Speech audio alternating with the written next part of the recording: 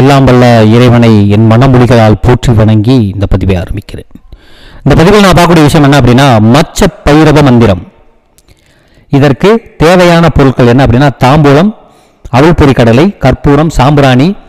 இந்த சாம்பிராணியை வற்றி நல்லா கொளுத்தி வச்சு வாழைப்பழம், தேங்காய் உடைச்சு சாம்பிராணி தூவமிட்டு இந்த மந்திரத்தை சொல்ல வேண்டும். இது முழுக்க முழுக்க மந்திர பிரயோக முறையாக செய்யக்கூடியது. ஓம் ஆம் கிரீம் பரமசங்காளி பாதாள யோகி வருக, மச்சரூபி வருக, மாரியங்க முரணி வருக, விஷய வீரமாகாளி வருக, வீரமாவாகினி வருக, அங்குசமச்சரூபிணி வருக, திருப்பாக்கடலில் திங்களை தேடி வரும்போது வருக. ஓம் நமோ வருக, வர வர வருக ஸ்வாகா.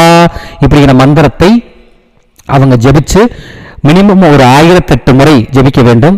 இதை ஜெபிச்சுட்டு கடல்ல போய் ஒரு தாம்பூலத்தில் விபூதி வச்சு விளக்கேற்றி சாம்பிராணி தூபமிட்டு நம்ம செஞ்சதெல்லாம் அந்த சொன்ன வார்த்தைகளை எடுத்து ஒரு 1008 முறை சொல்லி விபூதியை வந்து நல்ல ஒரு தட்டிலிருந்து